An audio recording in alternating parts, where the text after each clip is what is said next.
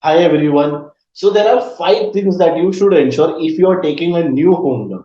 You're buying a new house, you're taking a loan. Ensure five things. Okay. The first thing is your down payment has to be minimal. Yes, keep the down payment bare minimum, whatever the bank is accepting.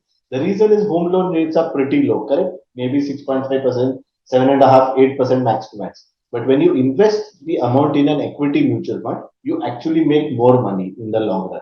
So it's better to keep the down payment minimal and not park your funds because it's as good as you're investing those funds for saving 7-8%.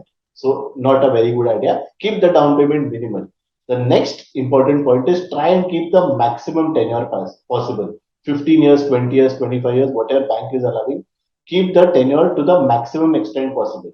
So first point, down payment minimal. Second point, tenure has to be maximum. Now, both of these points will apply to you if you are young and if you are salaried. That is when you will be favored more for this. Why should you keep your tenure to the maximum? There is another important point. We will cover that in the point number five. But bear in mind your tenure has to be maximum possible, and there is a connection with the point five. Okay. Now coming to the point three. This applies to everyone who has a loan. Don't prepay the loan. Okay, like I said, the interest rates are pretty less, so don't prepay the loan. What you can do as a healthy practice is increase your EMIs every year by 10%. Now, what is 10%? It basically means the increment percentage. So, on a healthy state basis, you can increase the EMIs every year by 10%. So, if your EMI for the year right now is 20,000, and if you get a 10% increment next year, then ensure that even if the bank is asking you to pay 20,000 only, from your side you pay 22,000 and so on. Just increase the EMIs by 10% every year. That is point number three.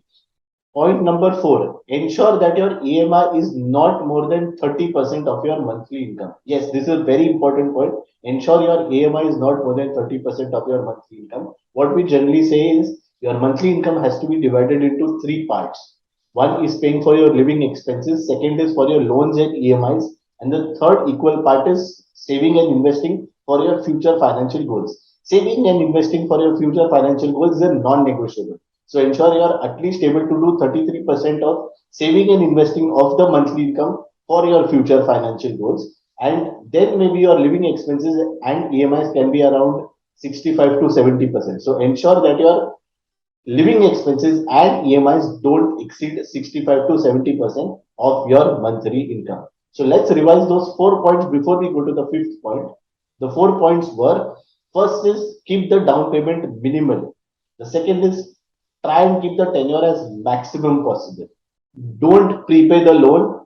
Increase your EMIs every year by 10% or your increment percentage. The fourth point is ensure that your EMIs are not more than 30%, 30 to 33% of your monthly income. Now, coming to this, EMI is not more than 33% of the point of your monthly income. Let's understand. If your EMI is more than 33%, that means you're over leveraged. Okay, you have taken a loan more than what you can handle, or you are taking a loan too early. So let your incomes increase and in the future take a home. So that was a justification or a rationale behind that point. Now coming to the fifth point. The fifth point is called as a home loan cashback. Now what does this home loan cashback mean? When you calculate and see the EMIs that you are paying to the bank, say EMI is 100 rupees, 100 rupees into 12 months into say a tenure of 20 years, you are paying a massive amount rather to the bank, correct? So there's a way that you can do a small SIP, okay, small SIP in an equity mutual fund for the same tenure and get back all your EMIs paid at the end of the tenure. Yes, this is possible. I've explained it through another video which we did in the past. Just click on the video that you see and look at the home loan cashback concept. Thank you so much, everyone. I hope you found this useful as well as